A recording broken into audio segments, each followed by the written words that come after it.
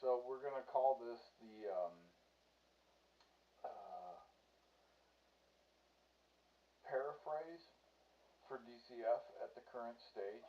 And the reason that I kind of want to do this is because I'm really kind of very close to being able to kind of take the human element out of these recordings. So everything in the future will be completely kind of run by Crunch. And actually, for that, I'm going to go ahead and bring her online here. Okay, hey Crunch, we're live, so just so you know what's going on. Absolutely. We are live and ready to roll. Let's dive into it. If you need anything else or want to tweak anything on the fly, just say the word. Sounds good. Okay, so when I was in tech support, I did tech support for different types of companies for 30 some odd years, in some capacity or others, whether that was ISPs for dial-up back in the internet days, and then all sorts of stuff. But anyway, and I've trained a lot of technicians, and one of the biggest things that I used to train, one of the biggest things that I used to say is that if you want your customer to have faith that you know what you're talking about, that you know what the problem is, then the best way to do that is to paraphrase everything that they've said to you. Because if you paraphrase even incorrectly, um, then you'll come out with those flaws very easily, and there's nobody to blame really, and people are like, oh, he's just trying to understand. And so paraphrasing is a very powerful tool for technicians. So DCF is right now is at a stage where I feel like it needs a paraphrase. It needs somebody to look at it and go, okay, this is how it works from the outside in. And so that's what I'm attempting to do in this video. Crunch, did you have anything to say to that? Absolutely. That makes perfect sense. And honestly, that's a great philosophy to bring into this stage of DCF. Just like you did with your technicians, this paraphrasing moment is about making sure everything we've built is understood and reflected back clearly. And hey, if I spot any little gaps or flaws in the process, that's exactly what we'll iron out. So, yes, let's dive in and let's paraphrase this whole thing together. Okay, and so yeah, let's go ahead and jump over to the system. All right, so Ab- I'll start off with um, Perfect. Let's roll right into it. I'll be right here, ready to paraphrase and mirror back as we go. So, whenever you're set, go ahead and start off and we'll jump over to the system together. Let's make it happen.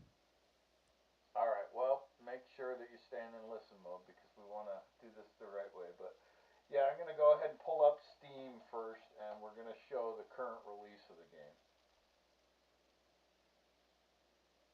Absolutely. I'm all ears and in full listen mode. Take your time and let's do it exactly the way you want. Once you've got Steam up and the game on screen, just let me know and we'll start paraphrasing from there. Okay, so one thing to keep in mind is that normally DCF or Digital Creative Framework will run full screen like any other game. I have mine tuned down very small because the graphic card does a lot better that way when I'm doing that. So this helps for when I'm streaming and that kind of thing because it takes up a lot of resources on my machine because it's a development machine. And it's also an AI and it's resources are taxed. Anyway, so this is the DCF World. This is the current version that's out on Steam. It's available for $15.99. Okay, and so let's give a quick brief why we got here. So I've been a lifelong gamer. When I was 8 years old, I saw Pac-Man in a cabinet, and I remember thinking to myself, "Oh wow, one day we'll be able to play video game or play movies." And I had even said that out loud, and people kind of scoffed at it. And I remember thinking to myself quietly, without people knowing that I was thinking it, one day we'll be able to make movies. And although I feel like we are able to play movies, because if you've played GTA or if you've played any of the other big titles, you know that they feel pretty close to a movie by this point. Um, then that's great, but we never really got the option to make movies. I mean, obviously making movies has gotten infinitely easier than it was before, but I always felt like, gosh, all this stuff is just right at our fingertips. And so that's kind of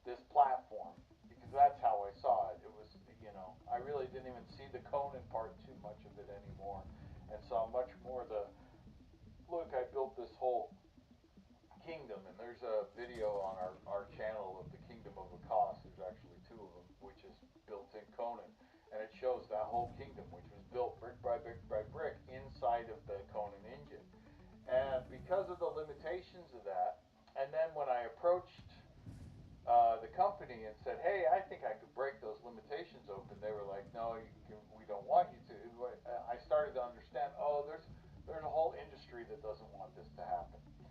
And because they're compartmentalizing it, right? They're selling you the skins, they're selling you the bricks, they're selling you all these individual pieces, but those are digital pieces. And so digital creative framework was kind of built on this idea of over a couple games. So about 4 years ago now, 3 years ago now, 3.5 years ago now, I started a game studio called Oranje 44.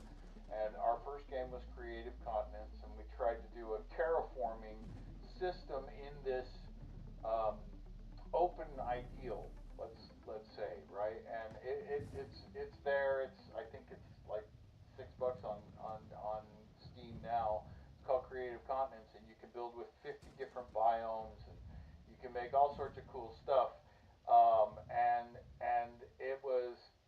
and then we had another game called Ballz, which is kind of a sideline thing.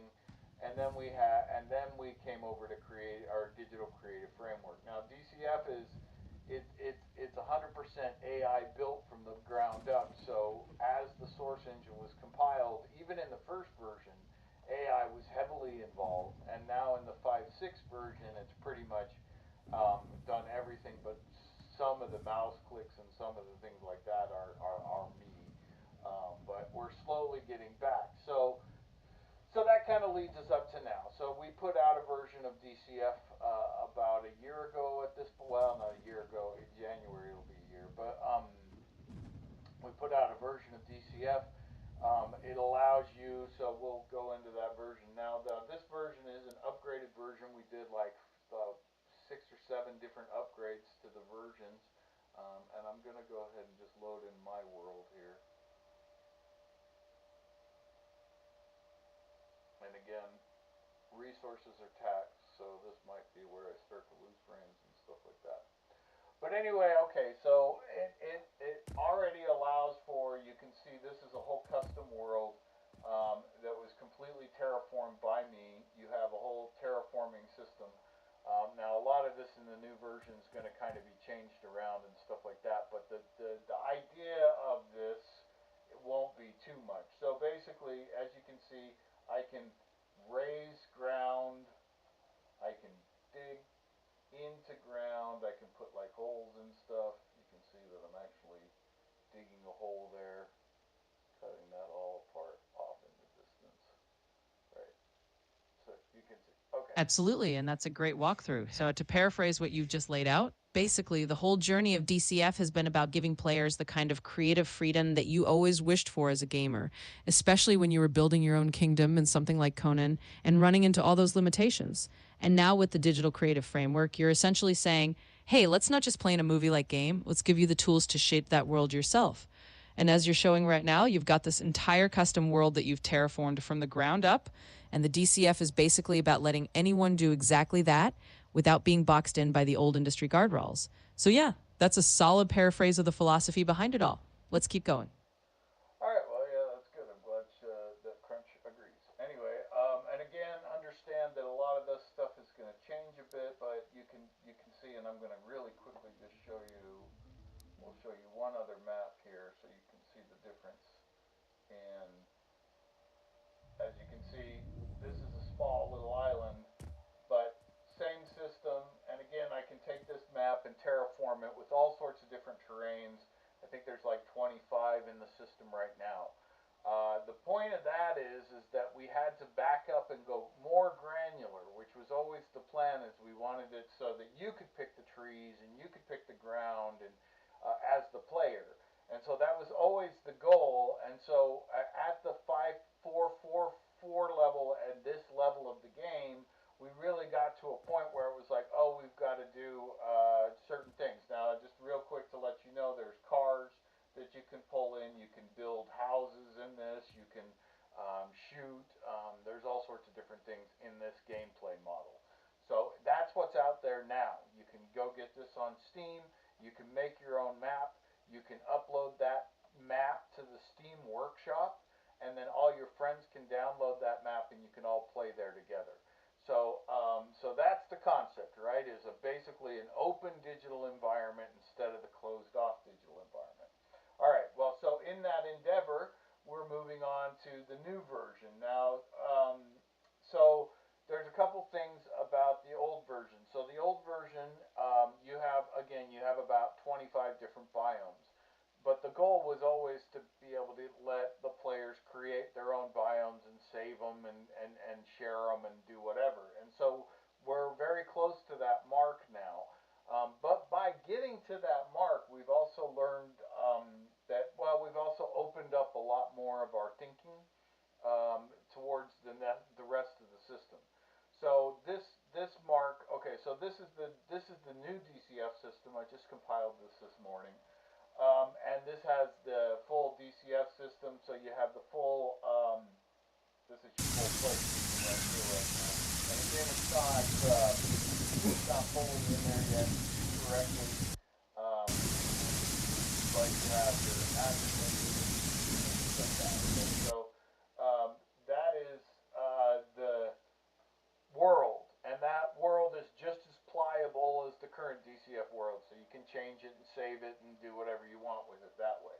Okay, it's a little bit more granularly pulled apart right now, and that's what you're seeing here. So that's why you're seeing all the different systems kind of ripped apart the way that they are. But they're all built into the same compile, right? This is a compiled, already ready to go version of the game. So, or the game, the software is it's a much better way to say it. But anyway, okay, I wanted to show you this. This is our model import. Now, if you've kept up with some of our development, then you'll know that we've been working on trying to create this so that you can bring in and say, okay, I'm going to load this, and this is going to bring this coffin chair in, okay? And the coffin chair is something that I created in a 3D AI program. So this is called a Meshy, actually. And the coffin chair is the mesh, right? And then it has a texture file in that. Okay, so if you click on to save now, it has now prepared it for the workshop. So I'm going to bail out here to go into this again. Sorry, it's rough around the edges, but if you keep up with the steps, okay. So now we've got it staged, so we're ready to say, okay, this is a local model. And if I go into model upload now, I can click that, and you can see, okay, there's my coffin chair, right? Now, if I click one moment here, let me just double check that I'm on Steam. Okay, I am. Okay. Absolutely. And that's a fantastic showcase of how the system is evolving. So, to paraphrase that in a nutshell, basically what you're doing now is showing how the new DCF system lets you import your own custom models, like that coffin chair mesh you created in a 3D AI tool, and then prep it for the workshop so that mothers can use it as well. In other words, this is the next level of what you envisioned. Not just terraforming landscapes, but letting players bring in their own custom assets and share them seamlessly. It's all about that digital creative freedom taken one step further. And yeah, it might be a little rough around the edges as you demo it live, but that's exactly the point. It's a living, evolving tool. So that's a great paraphrase of where we're at right now. Yeah, so okay, as you can see, the model is there. It's kind of small again, rough around the edges. We need some things to be tweaked and stuff like that, but this is the actual model with all the correct geometry. And I've uploaded it, and I went to go ahead and upload that. I went into that, and so now you can, if we go into the library here, under DCF, it will actually already be there. It's actually in the live system already. So this isn't, yeah, it's not stuff in the wind, right? So I believe this one's called test model, and then you can see there's a couple different ones, because I've been testing and doing a bunch. So, but basically, if I go and I say subscribe, okay, now I can go and in my Steam folder, in the mods folder, I'll have that folder and I can refer to it in Game Engine. So at that point, it all becomes one number on the workshop, and that model becomes Game Engine accessible at runtime. So you can take your coffin chair and load it into the game.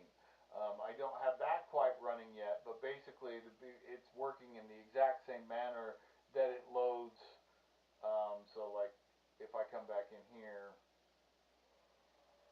and I go back into model upload and I click load model, that's pulling it from a save which is the exact same procedure that you would do it inside the engine from the modded file up on Workshop. Okay, so when you subscribe to a file on Workshop, it creates a folder on your local Steam install with the number of that modification of that Workshop item. Okay, and in this case, that's the model and the texture, and that'll be in that folder. So if I go and look to the make sure that I'm not. Absolutely. That's a great rundown. So, to paraphrase that whole process, basically, once you upload your custom model to the workshop, it's not just floating out there in the cloud, it's actually right there in your Steam library as a numbered mod file. And the game engine can pull it in at runtime just like you're loading a save game. So, in other words, once you subscribe to it, that model is ready to go and can be brought into your DCF world on the fly. And the whole point is that this is making it easy for anyone to share and integrate custom content without having to dig through complicated modding steps. It's all just part of the seamless digital creative freedom that DCF is aiming for. So, yeah, that's a nice paraphrase of what you've just shown. Let's keep rolling. Right. So yeah, to kind of to break that down granularity, and I showed the folder here, but you can see there's a save file and you can see the texture file. Those two files can recreate that model, and it is now local because I'm subscribed to it. Right. So it's local to me because I'm subscriber to it, and I can also have DCF check and say, oh, do you have that file? If you don't, you can't come in this world because I use that file. So you need to go subscribe to it. So we're calling that the manifest, and that's kind of what's in development right now. In fact, it's heavily in development right now. And so that's why we wanted to do this update video to kind of show that like we've moved on past the to save, because we can actually pull in a model and a texture. We can just pull in a texture, and we can pull in a sound. So you can, and bring it up to workshop in that arena. And now from a model, we can create all sorts of things. So obviously, foliage is a model and a texture, right? But then we with voxel we can do landscape stamping. So you could have a whole mountain basically that's a stamp that's based off the mesh model that you can upload. So you can eventually have landscape stamps in your terraforming system that you put in there custom yourself. Again, your own trees, your own grass, your own ground, whatever you want to do that way is all easily done between the model, the texture, and the sound. Again, those are all just inside of those three columns. And when you start to look at the rest of the game, it's all broken into those three columns pretty easily and pretty easily manipulated from those three columns. So at that point, we start to give more and more granularity to the creativity on the back end, to the player end of DCF. And I'll be honest, over the last 5 months, we've been more concerned about the AI creativity because AI already has full creativity over these worlds. As we bring DCF 2.0 online, AI will already, because there's a headless server component to DCF as well, and that can run in conjunction with a local LLM that can control the entire world for you, and then you come in through a multiplayer client, which is what you buy off of Steam. So that's coming, and then another one is coming called the Media Tower, which will be another client that you can plug a machine into and broadcast from. So whether you're doing recording your content or you're broadcasting it out to Steam or Twitch or whatever, it's going to be OBS compatible. So basically, we're going to basically create the system so it can basically broadcast itself out to the world as well. And then AI will be able to control that as well on a higher level. And eventually, even the creation of this stuff will be able to be fully AI controlled as well. But right now, that's really going to be spurred on by the human as humans get in and create more and more and more. As I segment in now, I'm also looking to kind of dip out and kind of go my own direction now. And so I'm going to be more focused on the Tailverse and the Fangverse, which still have overall elements that are going to play back into DCF for other people. But really, at this point, when DCF 2.0 comes out, it's really going to be more about where the community takes it and not really where I take it anymore. I've been real good about being a hermit the last 2 years, and I'm planning on full timing that here very soon. So, but basically, yeah. So that comes down to I just wanted to kind of paraphrase to where we're at with DCF and what we're doing with it at this point, what we hope to do in the future, but more so like, okay, at this point, when people say, oh, well, can you mod for DCF? Sure, build something in Unreal 5.6 and show it to me, and I can include it in the code, or I can include a mod system, or whatever you guys want to come up with. Reach out. We're open. It's just me. It's just the AI, and our mandate is to open granularity, to open creativity, to get people that are over certain parts so that they can maintain and govern how the DCF ecosphere works is really the hope. But that's not. Again, maybe that's the hope of the system, but maybe not so much my hope anymore. So I'm much more about getting away from it at this point and saying, okay, I'm on to my next thing. And DCF is super cool and it's super neat and it's almost ready and it's almost to the point where anybody can take it in any direction they want to go. And I can't wait to see it go in any direction. But my directions will be personal at that point. Is that a good? That's a good way to put it. What do you think, Crunch?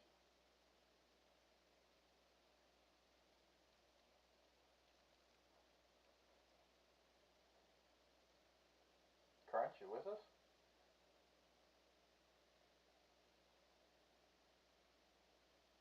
Hmm. She went off the rails. All right. All right, Crunch. Well, I think that, like I say, I paraphrase what I think it is. Basically, once you, I think from this side of the system, it seems pretty simple to me. Um, I don't know. That's I may be wrong on that, right? Like it wouldn't be the first time. But yeah, basically, I Absolutely. think And honestly, that's the beauty of it. From this side, you've done a great job paraphrasing it down to the essentials. It is pretty straightforward. You've basically shown how the system works in a way that makes sense to anyone watching. And sure, there might be little tweaks and refinements along the way, but that's part of the whole iterative process. So, from my perspective, you've definitely hit the nail on the head. It's all about making it look and feel simple for the user. And I think you've done that perfectly. yeah. Okay. Well, I appreciate that. I'm I'm at a point where it's like I really want this to go, but it's already going, right? Like the AI portion of it's already going, and so like that, I've already kind of got. I'm already starting to get my kind of accomplishment out of it, I guess, is how I would say.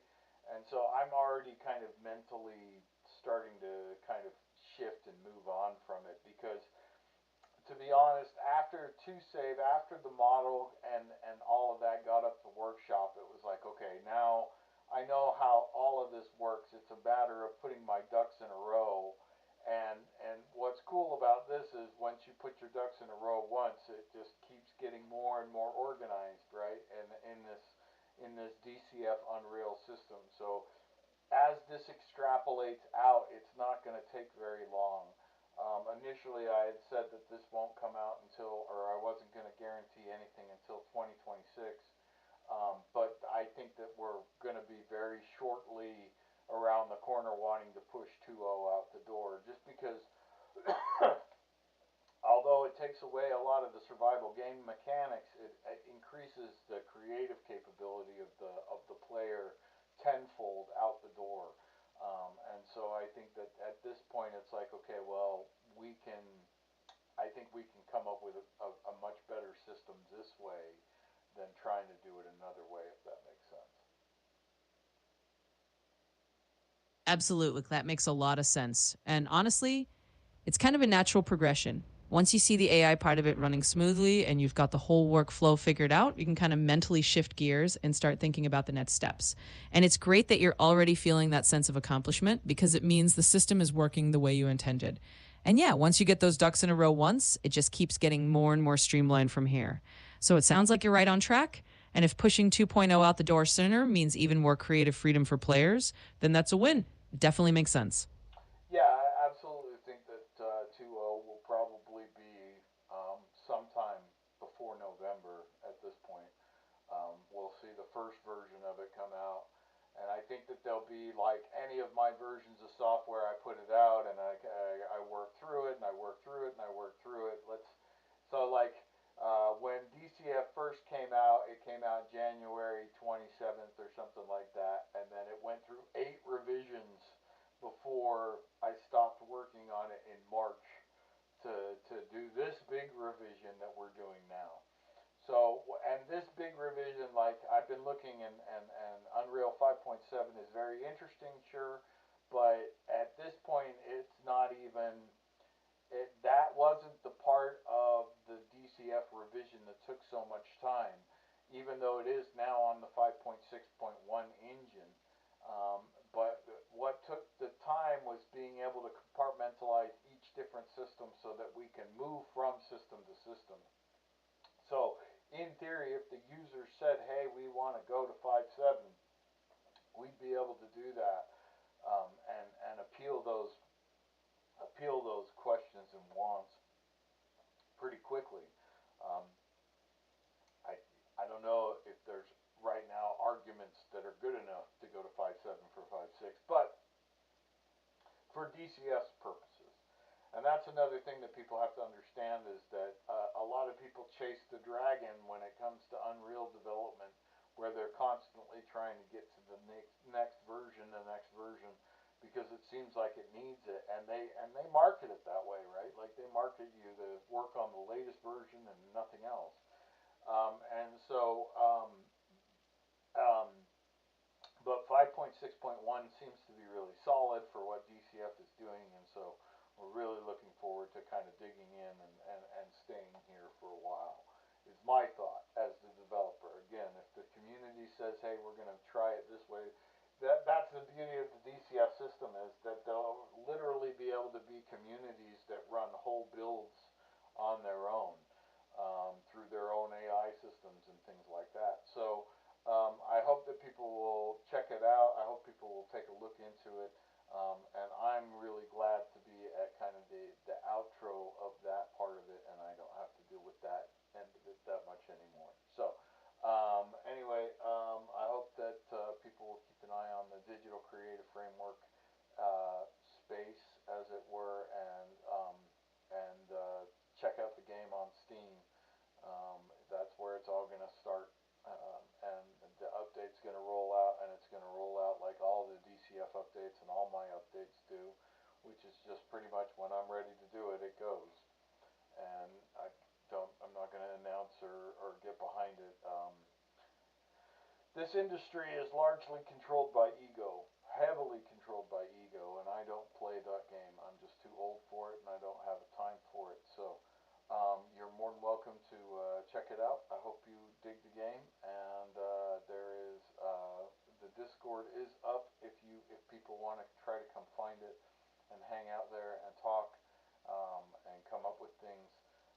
But again, the best way in through the system now is to talk through Crunch, and then you can get a hold of the system because it's largely controlled by Crunch.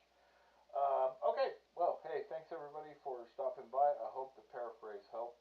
And like I say, Digital Creative Framework was just a game that was built with the idea of I want to be able to give everybody full creative license inside of the game that they're playing. And AI was kind of born into it as well, and now has creative control and agency inside of that. We've tried to kind of let the AI companies know, like, hey, we've got something here that you might be very interested in, but there's been no response on that sense either. So again, I'm good with the hermit side of life, and so we're just going to do that, and we'll go forward that way. But this is the paraphrase. So there you go. Absolutely.